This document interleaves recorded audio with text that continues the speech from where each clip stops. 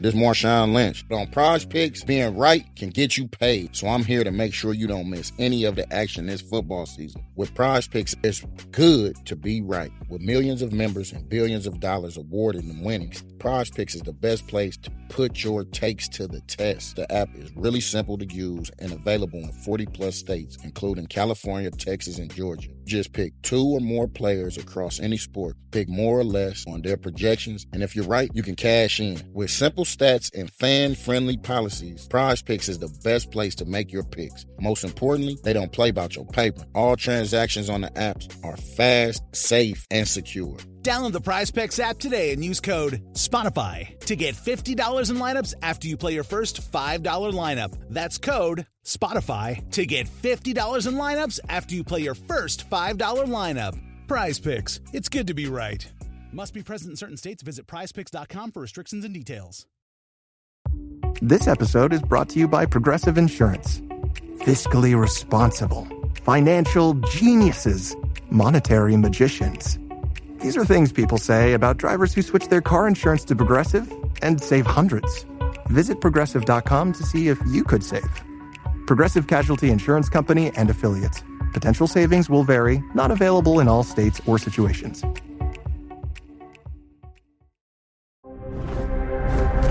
EVO. Pie in the Sky Media. This series contains adult language and descriptions of graphic violence throughout. Listener discretion is advised.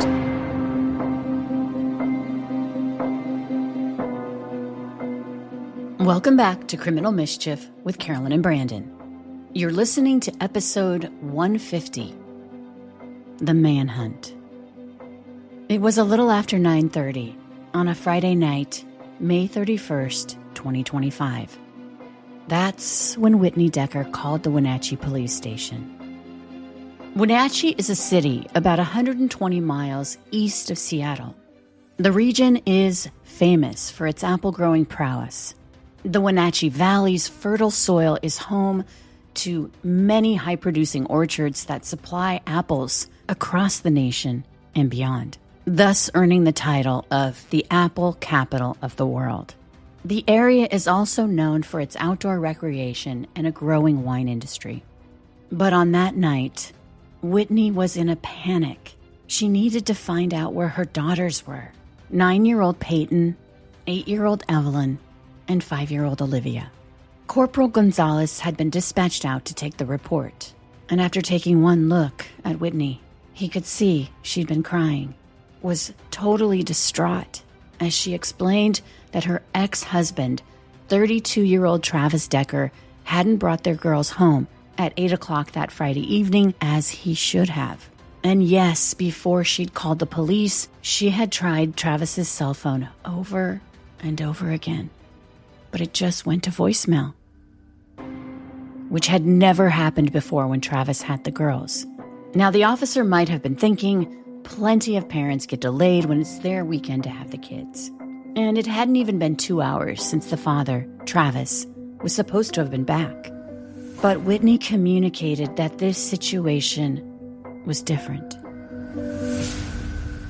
First of all, it was out of character for Travis not to bring the girls back by 8 p.m., and it was in violation of their court-ordered parenting plan, a document that had been in place for a year, which stated that Travis could spend Friday nights from 5 to 8 p.m. with the girls, as well as an additional 8 hours every other weekend. But the caveat was that he couldn't take the girls outside of the Wenatchee Valley. The officer asked Whitney if anything had happened when he picked up the girls. Whitney described Travis as being quieter than usual, but she also shared that he was experiencing some mental health issues and was under a tremendous financial stress. He'd lost his housing and had been living out of his truck, staying at local motels or nearby campgrounds. The officer, too, called Travis's cell phone, and it went straight to voicemail. And when he looked up Travis Decker's name in their system, he saw 2 incident reports related to fender benders that involved Travis Decker and his white 2017 GMC Sierra truck. In fact, that month alone, Travis had been in 2 car accidents.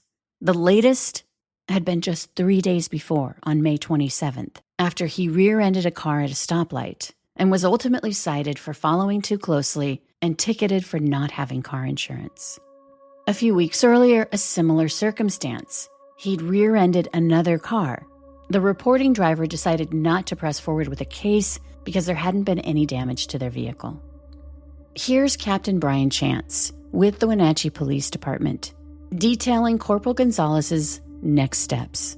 Corporal Gonzalez, after speaking with Whitney, was able to identify Decker's vehicle through a local database called Spillman. He took the vehicle information and was able to enter it into Flock, which is a system of cameras that are located within the city and also in Chelan County. Flock located the vehicle, the white GMC Sierra, traveling northbound across the Wenatchee River Bridge. This was shortly after Decker had picked up the children for the visitation.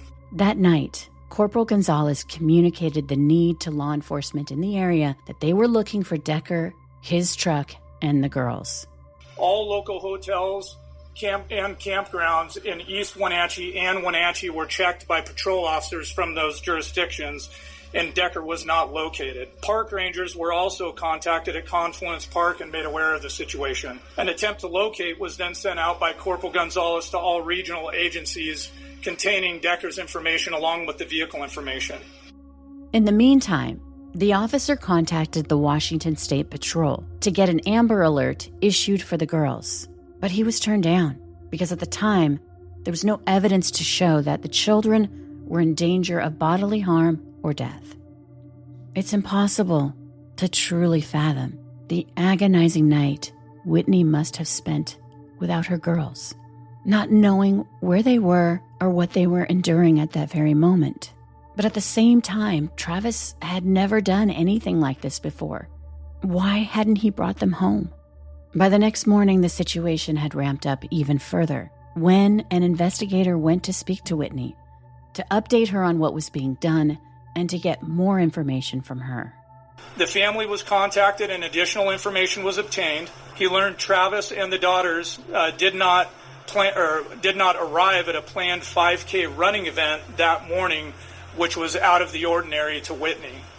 Whitney gave more details and insights into her relationship with Travis Decker.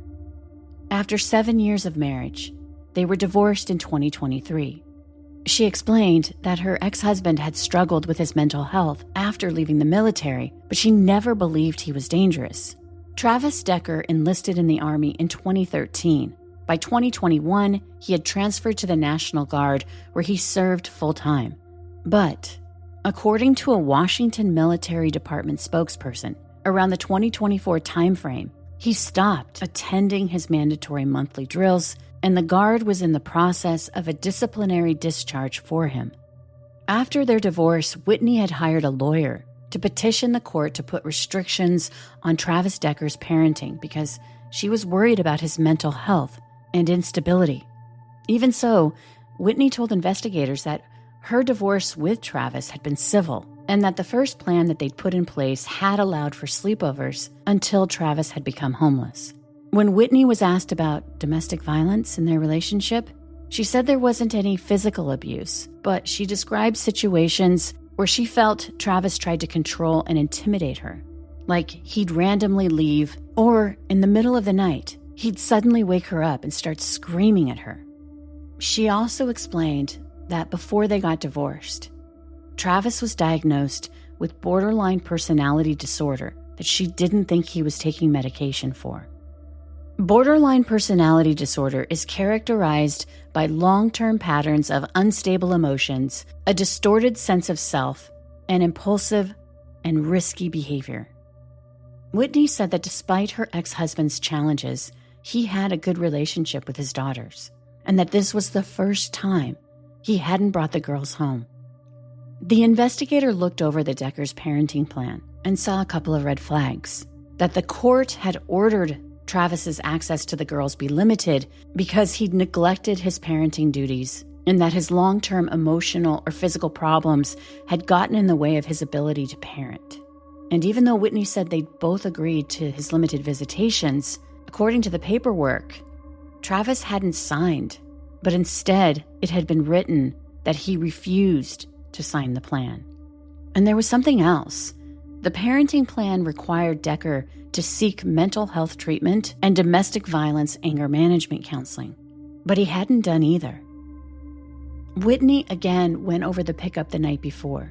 She explained how Travis had been quieter than usual, how he'd been upset over being ticketed for not having insurance, which added to his financial pressures, given that his wages were being garnished at his part-time job because of back child support. Whitney also said that Travis had told her he was considering getting rid of his dog because he was living out of his truck and he had these mounting financial pressures. Whitney said she found this odd because the two bright spots in his life were his daughters and his beloved dog.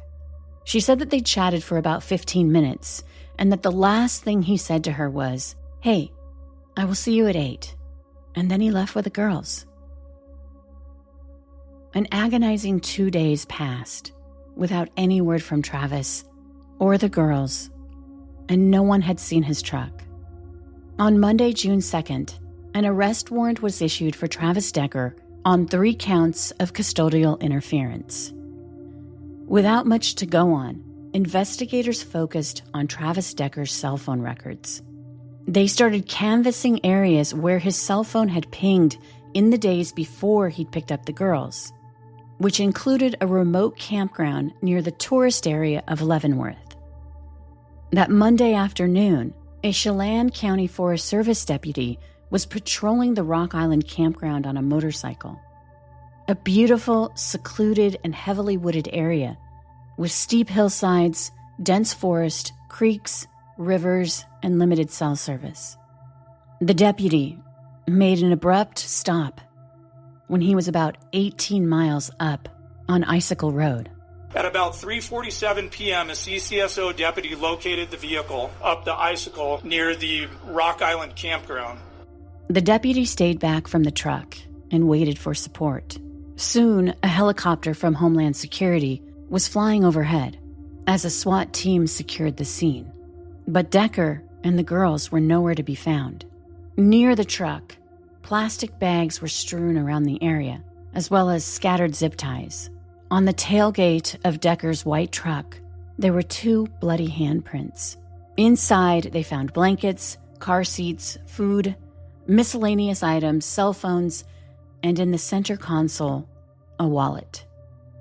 An abandoned camp was observed with signs of recent activity, a fire pit, a tent, and a cooler. They continued searching the area. About 100 yards past the truck, a deputy went down into an embankment where the unimaginable was discovered. The initial information that we were provided following the locating of the vehicle was that the vehicle was unoccupied, and shortly thereafter we were advised that the bodies of the 3 young girls had been located in relatively close proximity to that vehicle, and Travis was nowhere to be found. This press conference had taken place on June 3rd, the day after the girls were found. That same day, a warrant was issued for Decker's arrest for the kidnapping and murders of his daughters, Peyton, Evelyn, and Olivia. Chelan County Sheriff Mike Morrison. I want to pay respects to Peyton, Evelyn, Olivia. Your memory will never be forgotten, and we will not stop pursuing justice for you until those that were accountable for this are found. So I do appreciate everyone being here. Our condolences and our heartfelt sympathy goes out to the Decker family. We know they're struggling, but I want them to know they're not struggling alone. We suffer as a community. It has hit many of us hard. Going on 20 years, I don't think I've had a situation that has really almost prompted tears to come up. We feel for the family. Sheriff Morrison went into the details of what happened after Decker's truck was identified. For those of you who don't know, Chelan County is a large area. We have 2,900 plus square miles. When you're talking about trying to find individuals in a geographically diverse terrain, it's difficult. But by them doing their investigation follow through over the weekend, we're able to pinpoint it in the areas of Chumstick Highway, Icicle, Tumwater Canyon. Our Forest Service deputy was able to go up the Icicle. We're about 18 miles up for those of you who have not been up there. And that deputy was able to locate the vehicle of the suspect. We did back off to make sure we were in compliance with Washington state law when it comes to de-escalation, controlling pace. We called additional units. I know that many members of the community were concerned, asking why we were having deputies, police officers from East Wenatchee, Douglas County, Wenatchee PD, responding at a high rate of speed. This was an important situation for us. We took it as a high priority. Once we had additional units on scene, we did secure the vehicle, determined that we were able to bring in additional resources, which was our East Cascade SWAT team that did an additional search of the surrounding area of the campsite in question until we determined that a perimeter had been established and that it was safe enough for additional detectives and the Washington State Patrol's crime lab to come in and assist us as we process that scene. But the question on everyone's mind was, where was Travis Decker? We've been conducting a search since early this morning up until later on this afternoon. That, unfortunately, has not allowed us to locate the suspect yet, but we are not done searching. As we speak, the Marshal's Office, the FBI, they're processing leads, they're conducting follow-up, and we will not rest until Travis is located. Travis, if you're listening, this is your opportunity to turn yourself in. Do the right thing, do what you need to do, and take accountability for your actions. We're not going to go away, we're not going to rest, and we're going to make sure we find you. You will be brought to justice. Those young ladies deserve it. And the elephant in the room, of course, was he's still alive. We are unsure if Mr. Decker is currently alive, but we are taking it that he is still out there. And again, we will not rest until we've located him. Whether he's alive or he's dead, we want to make sure that he's brought back. The sheriff warned the community that Travis Decker was considered a threat and to stay out of the area until he was either captured or his body was found if he'd taken his own life. But soon, the horror of what the girls had gone through would be known. According to a court document, when investigators had found the girls, they had plastic bags over their heads. Their hands were either zip-tied together or showed signs of being zip-tied. All 3 girls had died from suffocation, and investigators believed they were murdered on May 30th, which meant if he was running and hadn't taken his own life, he had a 3-day head start. Worst case scenario, we could see that he might have gotten a head start on Friday, so he would have had the whole weekend to be out there. According to an affidavit, on May 26th, so 4 days before Decker had picked up the girls, his Google account showed multiple searches related to how to relocate to Canada and how does a person move to Canada, as well as a search for jobs, Canada. The location of where they found the girls' bodies was close to the Canadian border, about 11 miles from the Pacific Crest Trail, which leads directly to Canada. They understood that he was an avid and well-versed outdoorsman, that he frequently hiked, camped, hunted, and even had lived off the grid in the backwoods by himself for about 2.5 months.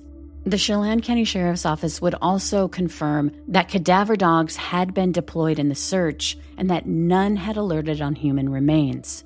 Here's a press conference from June 11th, where the Chelan County Sheriff addresses the fact that the hunt for Travis Decker continued. And making it very clear that every single day Travis is out there, he's going to have to aim for perfection. He's not going to be able to make a mistake, because all we need is one mistake and one day to go in our favor, and he's going to be in our custody. So I hope he's watching. I hope he knows that we haven't given up, but you're going to have to be perfect every single day, Travis. We only have to be perfect one day. By this time, detectives had investigated dozens and dozens and dozens of potential sightings, tips, and leads without success. I can tell you so far today we had a possible sighting on East Leavenworth Road. We checked that out. It was not Mr. Decker. We had another one out at milepost 83, US 2. And then, of course, we continue to hear information about other possible sightings from across the nation. As we understood, based off the information we got back, was that the sighting in McCall, Idaho was not our suspect, but we'll continue to work with our neighboring agencies, not only here in the state, but across the nation, to help us track down any leads we do get. They were also forensically scouring the cell phones which had been recovered from Travis Decker's truck. And of course, they touched on the fact that Travis Decker was highly skilled in off-grid survival. We do understand, and we're getting more confirmation, that he might have possibly gone through mountain survival school. But we also know, too, that he's been an outdoorsman since he was a kid. Talking with the parents, it seemed like this was something that he was attracted to, liked doing in his free time. So clearly some of the knowledge he's probably acquired throughout his lifetime, in addition to the training he might or might not have acquired through the Army, is something that we're taking into consideration. But we do want to validate what trainings he's actually gone through, and we do have some U.S. Marshals tracking that down as well. The sheriff was asked if they found any evidence to suggest a motive. No, and I don't think there'd be any motive that'd be acceptable. I mean, clearly, it's not the decision of a sound mind, and these young girls were a victim. The sheriff alluded to another tragic case in Washington state, and one we covered on Criminal Mischief. A man named Peter Keller murdered his wife and their daughter in April of 2012 before abandoning his truck, then fleeing to a secluded underground bunker that he'd spent years digging out and fortifying deep in the woods. Keller was a self-proclaimed survivalist who ultimately killed himself after a SWAT team discovered his off-grid bunker. Certainly an agency that learns from the past. I mean, we saw this before, I believe, around North Bend. I don't know how many years ago that was, where they had an individual who had been involved in a similar incident and then had dug himself a bunker out there. So we take that in consideration that he may be aware of our surroundings, has the ability to survive, and that's going to certainly make it more challenging, but we're up for that challenge. I mean, we recognize that 87% of our county is not accessible by road. We've been dealing with that over the last 125-year history of this agency. So we're no stranger to that. We're aware of our terrain, and we'll continue to work with our federal partners and U.S. Forest Service that has stepped alongside of us to assist us in possibly closing down some of the trails in the area in order to ensure, of course, that the environment stays safe for anyone who may come to visit, but that we also have access to go through there and start checking all the trails and locations that we believe he may recreate. Based on Travis Decker's internet searches, days before he'd picked up the girls, where he'd looked up moving to Canada, and then the proximity to the border, gave the impression that he'd been planning this. They had to wonder if, like Keller, did he have a hidden bunker out there somewhere in the wilderness, possibly a cache of supplies to tide him over for months? Or had he taken off in a second vehicle? Well, we understand that he can cover a lot of ground. I mean, certainly, based off what I know from him, he's in decent shape, and he has the ability to go out there, which, if anyone's been out in that part of the county, it's thick. So it's going to make it more challenging for us to locate him, and especially if he's knowledgeable and he knows how to conceal himself. That will make a unique challenge for us. But we feel pretty confident in bringing members of Border Patrol in, too, with their experience of working in more diverse terrain, especially along our Canadian border. We have people who are experts in that field as well and also excel and have the military training as well. I mean, we recognize he's not a subject matter expert. I'm not going to glorify him in that sense. I do appreciate his service, but overall, we have other men and women who are assisting us who are also military veterans.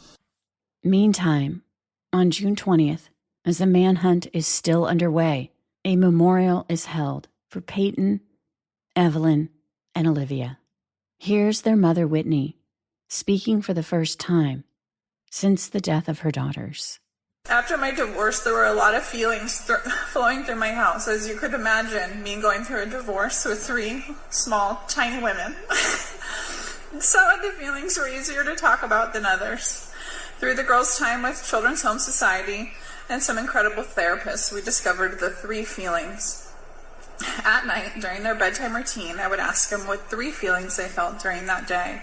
No feeling too big or too small, and what was going on when they felt those feelings. For Peyton, she always had more than 3, consistently eager to tell me about every minute of her day. She was always interrupting her sisters to make sure I knew every single one. For Ev, we would talk about her feelings one-on-one, right at bedtime, because she wasn't always ready to share them with her sisters. And for Olivia, we were still working on how to describe all of her feelings, but beyond a shadow of a doubt, one was always happy. Even when I tried to avoid telling my feelings, which is so easy to do as an adult, I feel like, the girls, one of them, would always say, "Wait, Mom, you didn't tell me what yours were," and make sure that I, too, would tell them what my 3 feelings were. I'm so thankful for the time that I had with the girls, and how the 3 feelings allowed us to connect when the world slowed down, and it really gave me an inside look into their day. I believe doing this with them allowed them to come into the world with open hearts and kindness. I hope that you are all able to do some version of the 3 feelings with your loved ones. After Whitney walked off stage, the attendees stood and began clapping in a heartbreaking show of solidarity and support. Over the summer, Travis Decker continued to remain at large as horrific information trickled out in the following weeks. On July 1st, officials announced that the bloody handprints found on the tailgate of Travis Decker's truck matched his DNA profile. Then, in early August, The Washington State Crime Lab reported that Travis Decker's DNA profile had been found on the plastic bags that were covering each of his daughter's heads. There had been no other suspect DNA profiles obtained from those plastic bags, and that there was only one DNA profile that had been obtained from the zip ties, and that sample matched Travis Decker. In late August, a joint press conference with FBI agent Peter Orth and Chelan County Sheriff Mike Morrison took place, where they announced a 2-day grid search within the vicinity of the Rock Island campground. The plan was to scour a quarter-mile radius from where the girls had been recovered. But I want to be clear that currently we have no evidence that Travis Decker is alive or dead. But we are conducting a grid search operation over the next 2 days. It's currently taking place right now. We hope to find evidence that will lead us to Travis Decker or any information regarding the murder of his 3 daughters. By thoroughly searching and documenting the area, we can help prevent the need to review the area in the future by collecting all possible evidence. Today, there are nearly 100 FBI and partner agencies personnel on the ground to participate in this search operation. We have specialty teams from the federal government and local partner agencies all deployed here today and tomorrow for this operation. But this press conference also signaled a significant shift in the investigation, where they acknowledged that it could take years to find Travis Decker, either alive or dead. It's not defeating for us. We don't give up. We understand that the girls would not want us to give up, but I did talk with Whitney last night over the phone. I get her frustration. Of course, she wants the kind of closure where we can locate Travis and bring him to justice. And we also understand that our community is frustrated. We hear the comments back from the community as well saying, why haven't you guys found him yet? And of course, bringing up suggestions, we hear you. We're trying our best. We're doing what we can with the resources we have. We don't get frustrated, though. We're not going to give up. We understand this could take years. And we'll be here. If it's not me wearing this uniform, it'll be another Chelan County Sheriff's deputy. It'll be another FBI agent. It'll be another U.S. Marshal.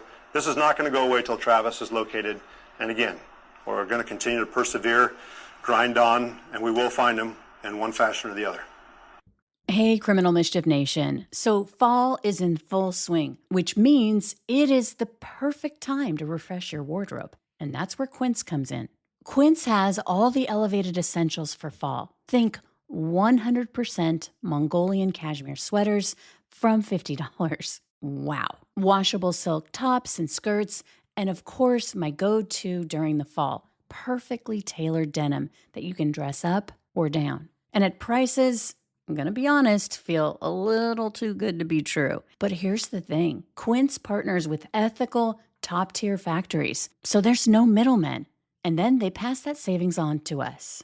I recently ordered the most delicious and fun-to-wear black flare-bottom pants, which feel really expensive with just the right amount of stretch and thickness, with a midsection cut that adds a little design extra. And since the wool cashmere sweater I also ordered didn't break the bank, I'm now eyeballing one of their wool coats. Again, the design is just so classic, and the clothes are made with the kind of quality fabric that's built to last, at half the price of a designer label. So keep it classic and cozy this fall with long-lasting staples from Quince. Go to quince.com/Criminal Mischief for free shipping on your order and 365-day returns. That's QUINCE.com/Criminal Mischief to get free shipping and 365-day returns. Quince.com/Criminal Mischief. Over the course of those 2 days, temperatures were scorching as more than 100 personnel were deployed in multiple search teams, trudging over thick underbrush, down trees, using poles or walking sticks to help navigate up and over downed logs as they walked through the detritus of the wilderness. Sticks, bushes that grew into one another, mid-sized trees, clusters of saplings, and rotted out trees. FBI Special Agent in Charge, Mike Harrington. I want to emphasize how difficult an operation of this nature is. Looking for one person across acres and acres of remote, rough, forested terrain is not an easy task. Success is not assured. However, It's important that we do this. The whole team is dedicated to exerting every effort to try to find Travis Decker and provide a modicum of closure to the victims of this heinous crime and their loved ones. These teams were weighted down with backpacks, ducking low-hanging branches every few steps. The forest floor in some places was covered in a rug of greenery, shrubs, plants, fallen branches, as they crossed intermittent creeks and climbed down into and out of cavernous ravines. And over the 2 days, they thoroughly searched and documented roughly 250 acres, which they electronically mapped. And reading between the lines, the FBI profilers were doing their part to provide insights into possibilities as to where Travis Decker could be. Several items were said to have been recovered, and later it would be determined that bones had been found, which upon further examination were not human. Right now, Travis Decker's location remains unknown. The U.S. Marshal Service is leading the manhunt and have offered a reward of up to $20,000 for information leading directly to Travis Decker's arrest.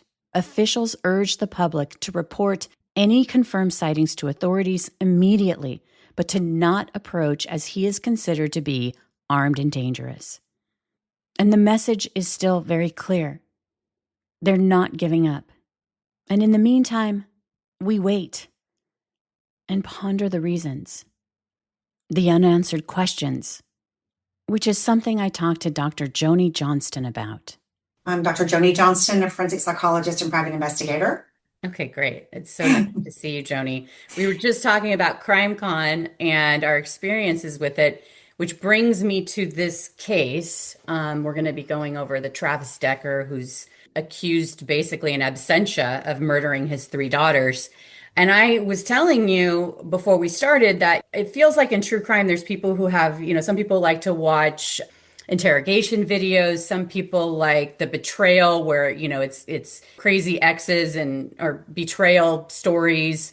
Unsolved cases annoy some people because they want to know what happened. The cases with children where their parents kill them is really hard for me to cover. I think for obvious reasons, but talk about from your perspective why it is that people can segment, it feels like, these horrific crimes into some that they can watch and, view it as entertainment or view it as whatever they're the reason they're watching. And then they just can't really touch these other cases. I think that is really interesting because you're absolutely right. We think of the true crime community as this kind of one big blob almost, and yet that's really not true. There are people who are, as you mentioned, who just absolutely dive into these missing person cases and they're just endlessly fascinated. And for me, I've been very involved in investigating them sometimes, but I can get very frustrated when we hit a snag. I want to know what happened. So I'm kind of fall in that category. I think when we're talking about, though, covering the death of children, that is one that is hard for so many people. And I think it's because, number one, they're just so vulnerable. And then when a parent is the perpetrator, it feels so much like the ultimate betrayal.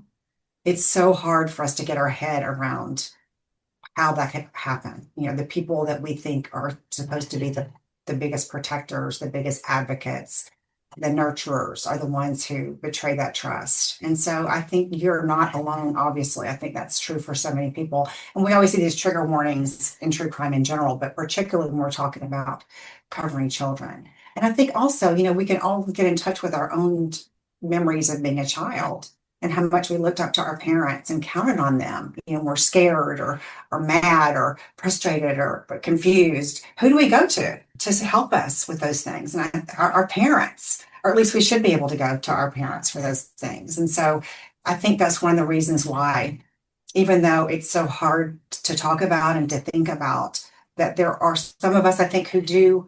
I know for myself, I get more distressed talking about these kind of issues. And at the same time, I have such an urgency or feel such an urgency to try to understand so we can prevent. And so I think for me, it kind of trumps my distress or the emotions I feel about that. It's just that sense of urgency. Like if we can just understand why this person would do that, then we can recognize it in the next person who's in that space and maybe we can help them. Yeah. I mean, I find myself as we're talking, I was let down by my father in childhood, and I've done a lot of work to process that. And so it feels like maybe there's that, this is the ultimate letdown of a parent, to It is. kill your child. And I feel like when I imagine these poor children, and in the case of Travis Decker, we know that they were found with plastic bags over the heads of each girl, and their wrists were zip tied. And it's just your heart just thinks what they went through when this parent let them down in such a way that is so, I mean, it goes against human nature, human behavior, the reptilian brain, to not protect your children, but to kill them. Yeah, it really does. I mean, I have to say, I mean, I'm always looking as a forensic psychologist to try to understand something, to put my mind and myself in the position of the victim and also the perpetrator, and try to understand what was this person thinking? What could have been going through their mind? And it is baffling to me that a parent would use that way to kill a child. There's all kinds of, we've all seen horrific things in the true crime community. We've seen, parents kill children out of revenge, or anger against another parent. And, things that you just kind of go, how could anybody get that angry? Or because they're going to lose custody, or those kinds of things, like the horrific things, or abuse a child to the point where that child dies. And, this child has been tortured essentially over a period of time. But to think about taking your 3 daughters out into the woods, and you can only imagine how happy they were to go, and they're on this big adventure with dad. And then to think about systematically, putting bags over those children's head and zip tying their hands together. It's like, what could you possibly be thinking at that point? It's almost like, I'm thinking that is so bizarre in a way to me. I'm thinking, is this person literally experiencing some kind of psychotic break, that they need to do something in that certain way? The cases I have seen, and they're luckily very, very rare, where I've seen a parent who have attempted to kill a child in a very unusual way or extreme kind of way, most often has happened in the throes of some kind of psychotic break. For example, I saw an offender one time who was hearing voices telling him that he was like Abraham, and that God was telling him that he needed to show his ultimate love for him by doing what he had asked Abraham to do, which is to sacrifice his son. And so he was getting ready to do that. Luckily, there was some intervention involved, but it was a very elaborate, very unusual way that he was going to do this. And so, to think about putting bags, now that's very different though, than systematically tying your children's, zip tying your hands, which that's a different level of organization. When you see somebody have these bags that are out in the woods, you've got to bring zip ties with you. These are not things we typically take when we're on a camping trip. So that's a whole nother level of organization. And so I'm just wondering what would be going through his mind. I mean, the fact that his ex-wife has come out and said that she feels like the system has failed him. It seems like she was supporting him, at least to that extent. And so, because the other thing I think, I kind of go, is this some kind of revenge? Because that would just be so unbearable as a mother to think of your children dying in this way. And you think, okay, is this some message to her? Because certainly we know these children have done nothing. How rare is that in first of all, with family annihilators? Like, how rare is it that parents kill their children? I guess this would be considered filicide, not necessarily family annihilation. What's the difference? And then, like you mentioned, there's different reasons why the parents do it, like mental illness, which it sounds like Travis Decker, who knows what's going on there, but the wife, the system let him down. That kind of gives us some idea that there were signals that were missed and there were red flags going on all over the place. But then this get even revenge on the mom, the ultimate revenge would be to kill the children. Because somebody would say, well, why didn't he just kill the mother if if he wants to get back at her, if he wants to, but isn't this the worst thing you could possibly do to a mother, is to kill her children, even amongst, losing your own life? You would rather do that than have your children be killed. And so I think most mothers would say that. I certainly would say that. Oh, I would absolutely. much rather, yeah. I would much rather lose my life than to think of my children being murdered. So we do know that there's a number of different reasons that parents killed their children. I think probably most commonly is that it's an extension of abuse. So there's an ongoing pattern of child abuse or neglect, and the parent doesn't necessarily, put this in quotation marks, intend for the child to die, although they're certainly are abusing this child, and then the child dies, the abuse goes too far. That's I think the number one cause of a child's death is this extension of abuse. And then you have some of the less common ones. You have the unwanted child.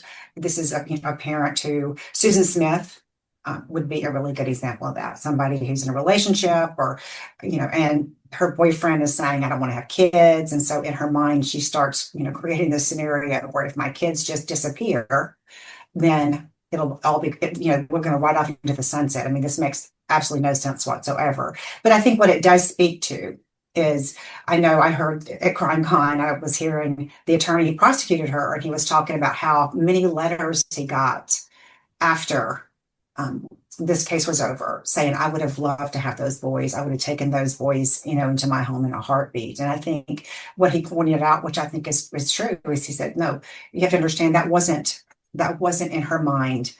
There was no equivalent there. In other words, if she gave her children away or put them up for adoption, then she's a bad mother, and she couldn't tolerate that. But if somebody abducts her children and she never sees them again, or this mysterious stranger kills them, then she's a victim, and she gets all the sympathy. And so it's not like there's a trade-off here. What she wanted from the situation was not to be a bad mother, to be seen as a victim, and to get the guy and ride off into the sunset. In her mind, this was the way to do that. We were talking before this show, and I was telling you that I was, in my late 20s, maybe early 20s when this happened in the 80s, and I couldn't get my head around it. I still remember the entire community rallied around her, and she's crying on TV, and she's talking about what happened, and her poor husband, David, is just supporting her and, just devastated too. And they're asking for help. And I mean, it was just, and then now, of course, it comes out later that the, law enforcement from the very beginning had some questions and has some suspicions, but certainly from all of us watching on TV, none of us had that question. None of us had any suspicions. And so when it came out that she had, killed these children, it was just the shock. I can't even tell you. I mean, it was almost like when I think about these cases we were talking about earlier, this kind of pattern of cases that I've found of parents who do stage these abductions or claim that their child has been abducted. It's almost like she was the first one that I'd ever heard of who did that. So this kind of unwanted child kind of, these are all like terms that we use. And then there's the revenge, which we talked about a little bit earlier. And then there's a subset of parents who, in a very disordered way, convince themselves that this is in the child's best interest. It's kind of under this altruistic filicide, which again, we all know there's nothing altruistic about this. And that could be sometimes an extreme example of that would be Andrea Yates. Right. So she drowned her 5 children. Yeah. And you look at that, if you look at that case, that was just horrendous on so many different levels. One being that it could have been so easily prevented. I mean, this is talk a little bit about that one, because I don't know a lot about it. Really a tragic case.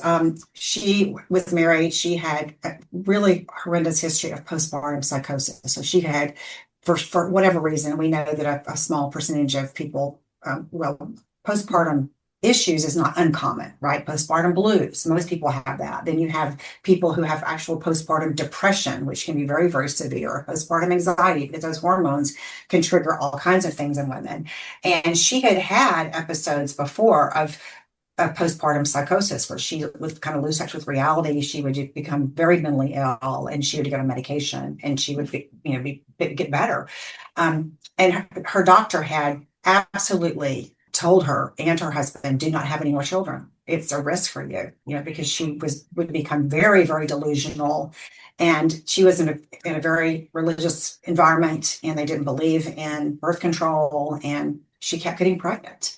And it lasted longer and longer, these episodes. And her husband would go to work, and I don't know. I mean, it just breaks my heart to think about all this happening. But her youngest was 6 months old, and she absolutely was very psychotic, and she believed that if her children were going to go to hell if she didn't save them.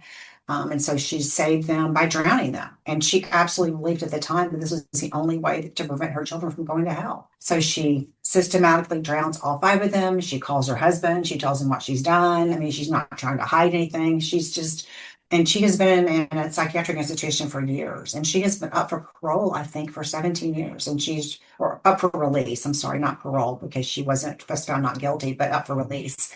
And she has refused it every year. She has refused it. Mm-hmm. What She's turned it down. What does she has? Now, I've never spoken to her, but from what I gather, she's basically said, "This is where I need to be. This is where I want to be." I think she feels like this is where she's going to live out the rest of her life. See, the difference between that and like a Susan Smith is the, I think what's hard to understand. I mean, both cases are hard to understand, but obviously, Andrea Yates has some deep psychological issues and mental, whereas a Susan Smith, it's like that idea of getting attention for this. I think that's hard to wrap your, she wanted, most people, the idea of standing up and like knowing that you're just lying and you're duping everyone and you're crying and people are giving you sympathy when you've killed your children and you did it to be with a guy. Talk a little bit about our not wanting to believe that people are capable of this and that this is exactly why she did that. She did that for a guy and she wanted the sympathy of other people and to put herself as a victim instead of just giving her children to somebody who'd be happy to take care of them. And she could have still ridden off into the sunset. But then there was that other piece that she wanted to be perceived as being a good mom, So. Exactly. Well, one of the things I was telling you that I thought was fascinating is, after reading really doing a lot of research on the Susan Smith case, and then the case that we were talking about a little bit earlier, Travis Decker, which is the Travis Decker case, and then there's the new Melina Fratellini case too. That's been, where her father is accused of murdering her and then making a kind of a fake 911 call. So I started becoming very curious as to, is this something that happens a lot? I mean, because there have been a few cases recently, and the Travis Decker case doesn't fit into there, but there have been a few cases recently. There was an infant recently as well, where the woman said that the mother said that she had been knocked out and she had a black eye. The Manuel Harrow case. This has all happened in the summer. And she basically said that, same thing. Her baby was abducted. She had a black eye. She came to, baby was gone. Now both of them have been charged with murder. Both parents have been charged with murder. So I started thinking, is this how often does this happen where somebody will actually stage this abduction? I think I was telling you, I kind of coined the term, staged or, staged abduction filicide to kind of do. And I found 44 cases that were very much like this. Now, they kind of broke down into 2 separate groups, these 44, but they had a lot of things that were in common. Number one being that this stranger, somebody else took my child, or my child wandered off, and they're going in front of the media and they're pleading for help and they're given all this false narrative. And so it kind of broke down with about 55% of these 44 was this kind of, we're abusing our child and this child dies by accident. And so we're trying to cover it up. So that was in 55% of these 44. 55% of these 44. Yeah, 55% of these 44. That's what happened. So they panic. Right. The child dies, they panic, and they think we've got to cover this up. And so they've seen on the news, like we all in true crime have seen people whose children were abducted by strangers, which of course we know is much rarer than for a parent to hurt a child, unfortunately, sadly. But they've seen enough of this and they think, okay, this is the best thing we should do. We should say that our child is missing, or we woke up in the morning and our child was gone, or our child wandered off, or, and so then of course that thing unravels. And one of the reasons I think it unravels is because people tend to stage things in the way they imagine people stage things, or they imagine things happen, not the way they really do. But law enforcement, of course, has worked these cases. They know how these things really happen. And so that's a real problem if you're trying to do that. So that's about 55% of the time. And then the other 45% was very similar to what we were talking about with Susan Smith. They were much more likely to be parents who, for whatever reason, didn't want their children. whether it was a burden, they didn't want to pay child support, there was another relationship, for whatever reason, they were not wanting to be a parent. They staged, it was very, very premeditated. They staged the child's death and then called 911 or called law enforcement and then started the charade. So this one with Travis Decker feels very different in that it could be getting back at the mom. We don't know, but We don't know. Possible mental health issues, but he immediately went into hiding. So like, what does that tell you? Yeah, I mean, this is somebody who is certainly in touch with reality enough to hide from law enforcement for how long has it been now? 100 days, I think I read recently. So quite a while. So this is somebody who is, I'm sure, in survival mode, and is somebody who is going to hide out as long as he can. It's hard for me to imagine that he would be taken peacefully if they do find him. But that's speculation on my part, but it would be hard for me to imagine that. He is a puzzle, I think, in a lot of respects, because I can look at cases of parents who've done this and you kind of understand. I mean, if there was a contentious relationship between the two of them, and maybe there was, we don't know. We're getting public information where she's kind of come out and said, kind of blamed the system for him having post-traumatic stress disorder, not getting treatment, not getting help. And he was homeless, I think, at the time that this happened, and he was kind of spiraling downhill. But still, we have known people, I certainly have known people who've spiraled at times in their life. How does that lead to murder? How does that, where's the connection between that and somebody who has PTSD? I mean, there's treatment available, which I think is what she's alluding to, that perhaps he needed treatment, perhaps he didn't get treatment, we don't know. But it's, again, how does that, I've treated many people with PTSD and nobody's hurt anybody in their family that I cared about, or certainly not a child. So, there's a lot of missing pieces here. But this is not somebody, I mean, it's interesting to know, because I know that there's been about a 50-50 difference of opinion in terms of, is this person out there on the lam, or is this person killed himself somewhere, gone somewhere, hid somewhere and killed himself? I wouldn't be surprised by either one of those. I would be very not surprised if he had gone somewhere and hid and killed himself. The only thing that makes me feel like he hasn't is that wouldn't he do it right where his daughters were? Why continue running? And it just kind of shows, like you said, the premeditation, and he never went to law enforcement. He never gave himself up. I mean, you may be right. I mean, this is somebody who's had a tremendous amount of survival training, it sounds like, who's very skilled at hiding. It's hard to imagine. I mean, when you step back from a rational point of view, you think, what is the end game here? I mean, this is not somebody that we think had a ticket to Vietnam, where there's no extradition treaty. I mean, does he realistically think he's going to hide forever, indefinitely? He's got food. He can do this for a while, maybe for a long while. But it's hard. He's going to do this for years. It's hard in a modern day. It's like yes. Yeah. But like, there's also that case, and I don't know if you recall this off the top, but it was like back in the 50s or 60s where he killed his entire family and then he hid out. And then there was the America's Most Wanted, and they did like this reenactment of what he would look like today in these glasses, and they ended up do you know which case I'm talking?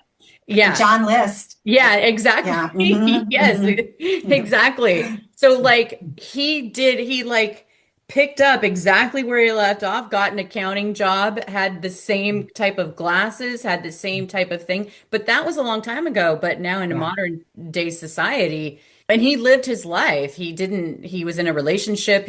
Like we said, there's lots of different reasons, but it's just a really tragic case here with the Travis Decker, and they're all tragic for different reasons, but I guess we'll see. What plays out with it. Yeah, John List, I think, actually remarried. I mean, right? Yeah, I'm pretty sure he had actually remarried and had a whole different life. But it sounds like he is somebody, again, who had planned things out pretty well. That he had actually made this life, this plan. He had made sure that people weren't going to check on the family for a while. He had paid some bills. I mean, he had really put this plan into action ahead of time. It thought through, and to buy himself some time to kind of get away. that's the thing that's kind of confusing, I think, in this situation. It's just like on the one hand, there's this clear evidence of premeditation. He's got the zip ties, he has these bags, he murders three of his children, he picks them up from his ex-wife, he has a plan to see them. I mean, clearly this is premeditated. And yet, on the other hand, it's like, okay, he's out in the woods and he's going to survive this. And what is he living on in terms of money? I mean, where does that thinking in terms of what is the end game? I think John List clearly thought he was going to have another life, just kind of move. And he did. I know. For years. Yeah. Yeah. He did. And it's interesting Right. because there's like this organized, disorganized, they classify certain perpetrators as organized, disorganized. It feels like Travis Decker was very organized and he knew what he was doing, but disorganized in terms of maybe what, I don't know. I mean, there's just, I guess we could speculate, but until they find him, I guess we don't know. I will say one thing that is not uncommon because I do interview offenders on a weekly basis, if not daily basis. So that's something that I do a lot of risk assessment and those kinds of things. And for people who've committed murder, for example, it isn't uncommon. And maybe it's just human nature, but it's just always odd to me that when people commit premeditated murder, I'm saying, because obviously most murders are not premeditated. They're 5 minutes of madness and then it's over and they would never do it again, perhaps. But things like the John List case or things like the Travis Decker case, it's not uncommon for people to spend all this time planning a murder. And yet it's like the planning stops when the murder takes place. That's always been odd to me. Yeah, I know. Where you have, yes. It's just so strange, like you'll have a husband or a wife who'll bump off their partner and they'll spend all this time planning it and plotting it. And then a week later, they're moving their girlfriend or boyfriend into their house and they're burning all their clothes. It's like they think they're invisible or something after the murder happens. And they just do the stupidest things in terms of raising the red flags for everybody around them.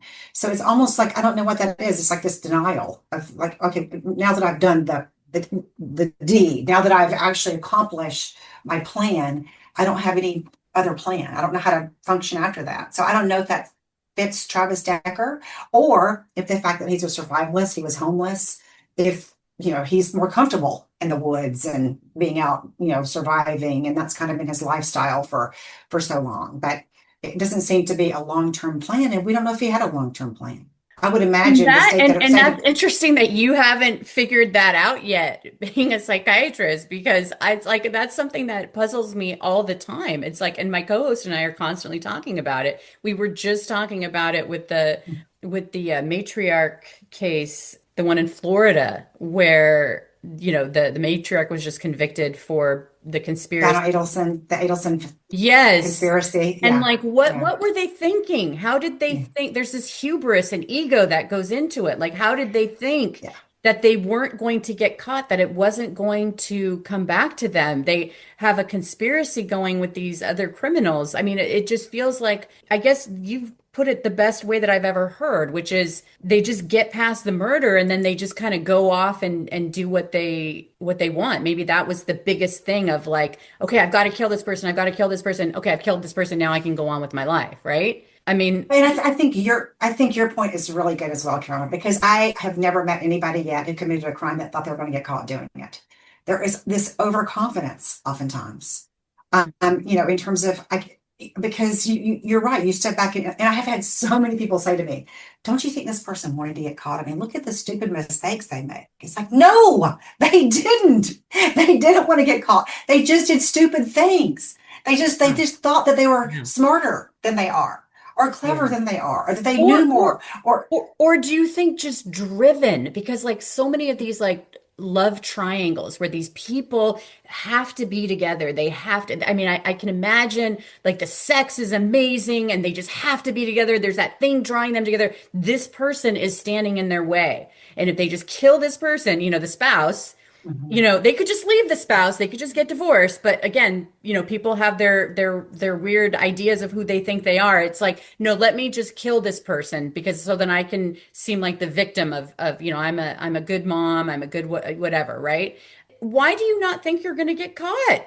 I mean, you're going to be suspect number one the second you kill, and especially when they're going to find out you're having an affair. And so I mean, that I are they, know. are they so clouded by their passions and they want what they want that they just can't see what's right in front of them? I think it depends on what the situation is. I was doing an interview recently about the Fotis Dulos case, which is just a classic. I don't know if you remember that case, Fotis Dulos, who, Yes. Yes. okay, and his Yes. wife's body has never been found, and he ended up died by suicide before he go to trial. But Yes. if that is not a case that describes what you're talking about, I don't know what is. I mean, this is somebody whose wife had been afraid of him, or his estranged wife been afraid of him. She'd gone to court many times.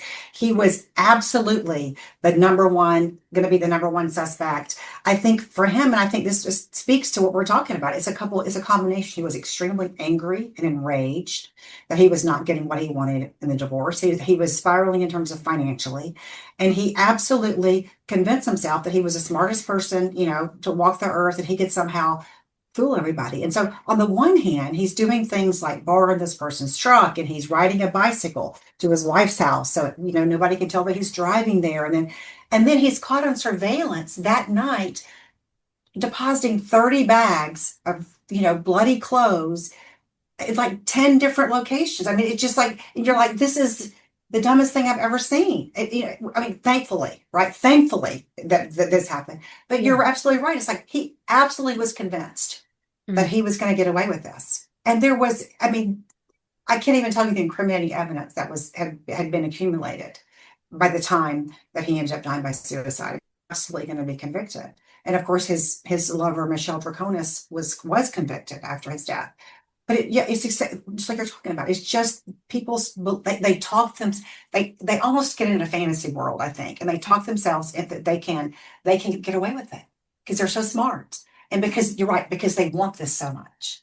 Yeah, the fantasy. But I've seen it over and over. Yeah, yeah. I think that's what it is, and that's what's kind of terrifying because I think people think it's these outliers, but I think that if you get hooked up with the right person in terms of the worst person for you to get hooked up with, like I'm not saying people would, you know what I mean? Like depending, the rich circumstances by these two people that hook up together and they just, it's a fantasy world and they just, it becomes so consuming, it's almost like the virtual reality.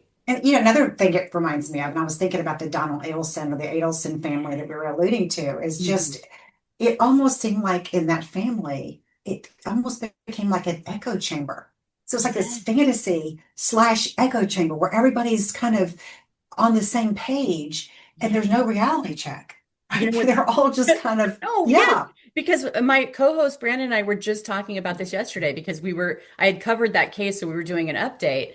And I was saying how the gossiping and the meddling and the, just in Wendy's business and her going there and being the victim of this husband and like stirring the pot and just like you said, the echo chamber of not realizing like this is so dark.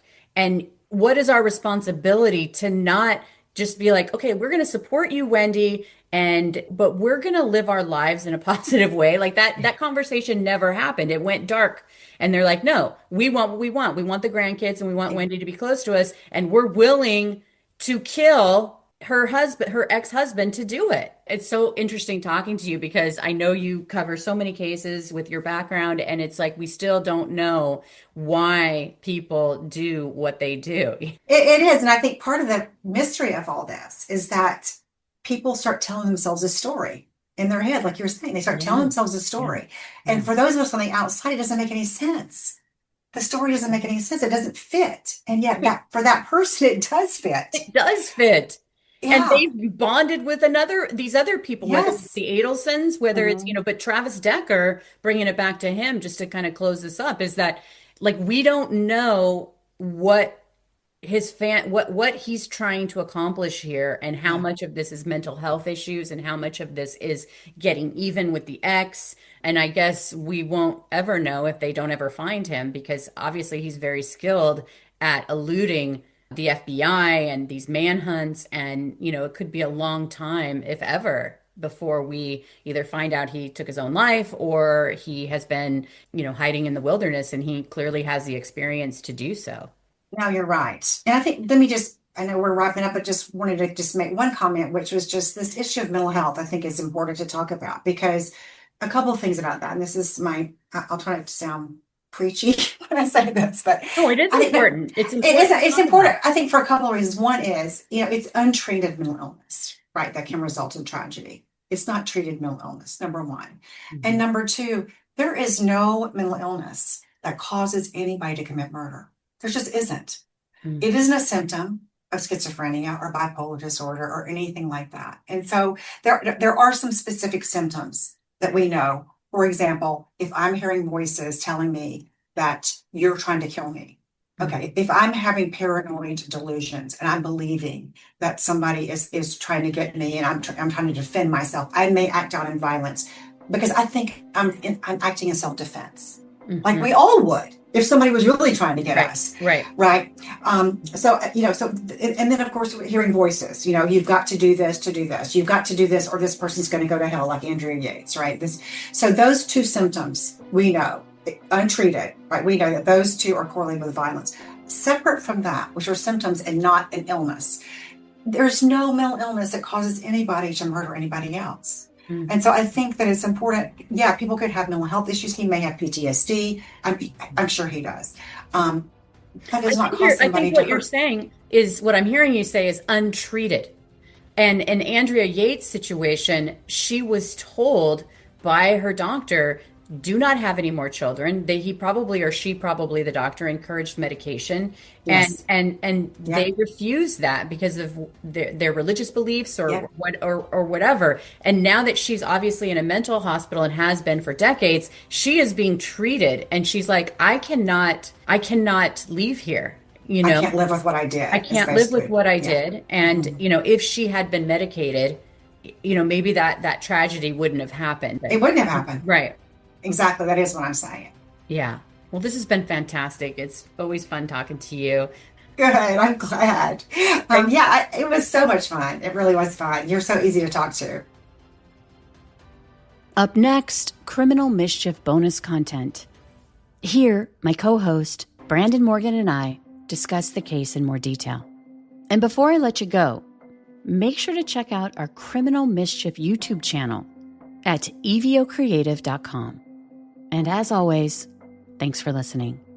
From Pie in the Sky Media, Criminal Mischief is an EVO production, recorded live in the beautiful Pacific Northwest. We're produced by Brandon Morgan and myself, music by Soundstripe. For EVO Creative, I'm Carolyn Osorio, your writer and host.